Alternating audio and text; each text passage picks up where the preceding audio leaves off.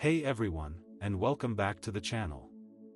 Have you ever felt an instant, almost magnetic connection with someone, a pull that's both exhilarating and a little bit unsettling? Today, we're diving deep into the fascinating world of Moon-Chiron synastry, exploring how this astrological aspect can create intense emotional bonds, unlock profound healing, and, yes, even lead to codependency if we're not careful. We'll explore how the Moon and Chiron intertwine, what challenges and opportunities it can bring, and practical strategies to navigate this complex dynamic in relationships. So, buckle up, grab your cosmic compass, and let's explore the depths of emotional connection and healing. The Moon, in astrology, represents our emotions, our reactions, our deeply ingrained coping mechanisms. It's the part of us that seeks comfort, nurturance, and a sense of belonging. Think of it as the emotional landscape we retreat to when we're feeling vulnerable. Chiron, on the other hand, embodies the wounded healer archetype.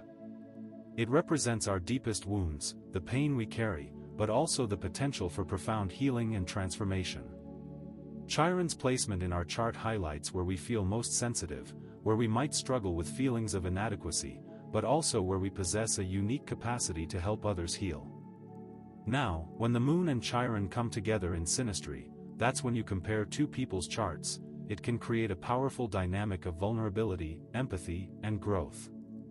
It often signifies a strong karmic connection, a feeling that you've known this person before, on a soul level. You might find yourselves drawn to each other, feeling an instant understanding and a deep desire to help each other heal. But wait, there's a catch. This intense connection can also open the door to codependency if we're not mindful. Let's break down some specific Moon-Chiron aspects to see how this plays out. First, we have the Moon conjunct Chiron. This is where the Moon and Chiron are in the same sign and very close in degrees. This creates an incredibly intense emotional bond. You feel each other's pain deeply, almost as if it were your own. Now here's where it gets interesting. This can lead to a desire to protect each other, to shield each other from the world's harshness. For example, imagine a scenario where one partner has a history of childhood trauma, Chiron, and the other partner, driven by their Moon's nurturing instincts, becomes overly protective, stifling their partner's independence. Another scenario might be like this. Imagine Sarah has her Moon conjunct John's Chiron. John experienced significant emotional neglect as a child. Sarah, sensing this deep wound, constantly tries to anticipate his needs, showering him with affection and reassurance. While her intentions are good, she ends up enabling him to avoid dealing with his underlying issues, hindering his personal growth. You're probably thinking, okay, so it's all doom and gloom with Moon-Chiron conjunction? Not necessarily. It can also be a catalyst for profound healing, as long as both individuals are aware of the potential pitfalls. Next up are the Moon sextile or trine Chiron. These are considered harmonious aspects, creating a smoother flow of healing energy. You naturally understand each other's emotional needs and can offer support without feeling overwhelmed. For example, consider a relationship where one partner struggles with anxiety, Chiron, and the other partner, with their Moon in a harmonious aspect, knows exactly how to soothe and calm them.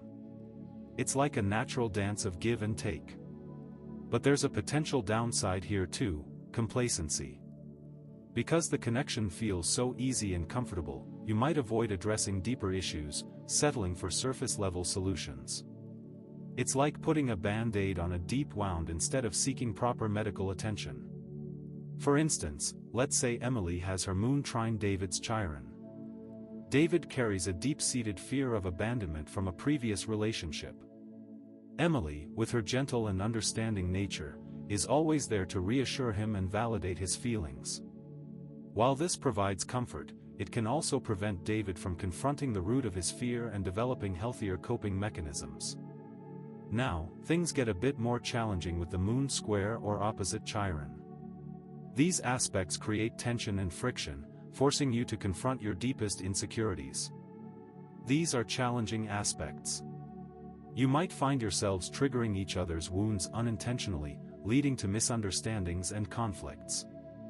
However, these aspects also offer the greatest potential for growth.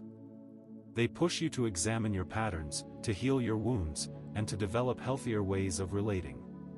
For instance, imagine a situation where one partner is highly critical, Chiron, and the other partner, with their moon in a challenging aspect, feels constantly judged and inadequate.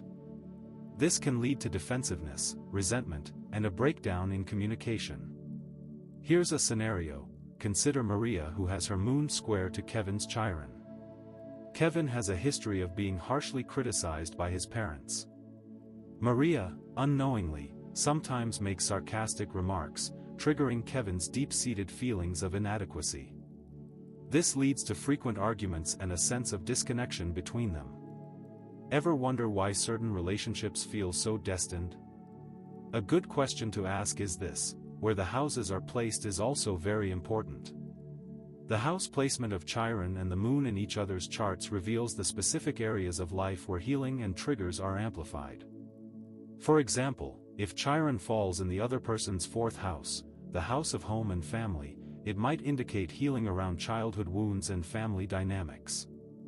Or, if the moon falls in the other person's seventh house of relationships, it could mean that deep emotional needs get played out in the partnership, emphasizing the need for emotional support and vulnerability. Traditional gender roles can also influence the dynamic. For example, women are often socialized to be caregivers, Moon, while men may feel pressure to suppress their emotions, Chiron. This can create imbalances in the relationship, leading to resentment and frustration. Remember I talked about being more revealing a little later? Stick around. At 7:30 I'll reveal a specific question that can help evaluate if you are falling into codependency. So, what can you do to navigate this complex dynamic in a healthy way? Several healing modalities can be incredibly helpful. Therapy, particularly trauma-informed therapy, can provide a safe space to explore your wounds and develop healthier coping mechanisms. Inner child work can help you reconnect with your younger self and heal past hurts. Somatic experiencing, a body-based therapy, can help you release trapped trauma from your nervous system. Creative and spiritual transformation practices like journaling, meditation, and art therapy can also be powerful tools for self-discovery and healing. Now, let's address the elephant in the room: codependency. Codependency can arise when one or both partners try to fix each other, neglecting their own needs in the process. It's important to remember that you are not responsible for healing your partner's wounds. You can offer support and compassion, but ultimately, each person is responsible for their own healing journey.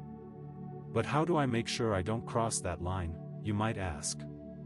Healthy boundaries and independence are crucial. This means having your own interests, your own friends, and your own sense of self outside of the relationship.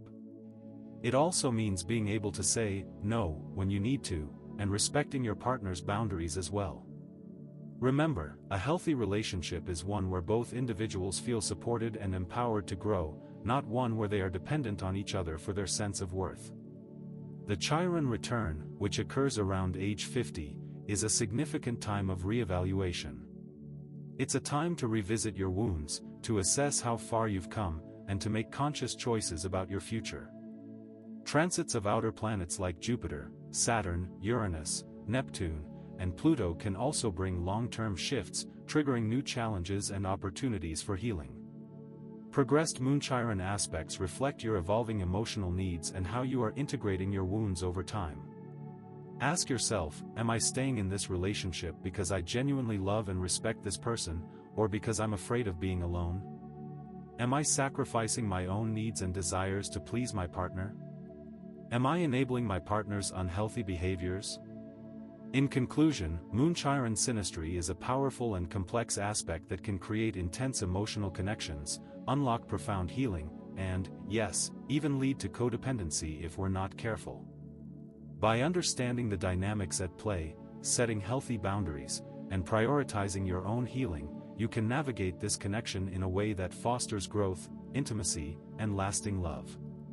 The key takeaways are awareness, boundaries, and self-compassion. Remember that healing is a journey, not a destination, and that you are worthy of love and happiness. The goal here is to move away from trying to fix each other, and grow together. If you enjoyed this video and want to learn more about astrology and relationships, be sure to subscribe to the channel. I post new videos every week exploring the fascinating world of cosmic connections. And if you're finding these videos helpful, remember to hit that like button so that more people can learn this information. I'm dedicated to giving practical insights for navigating relationships and personal growth. Thanks for watching, and I'll see you in the next video.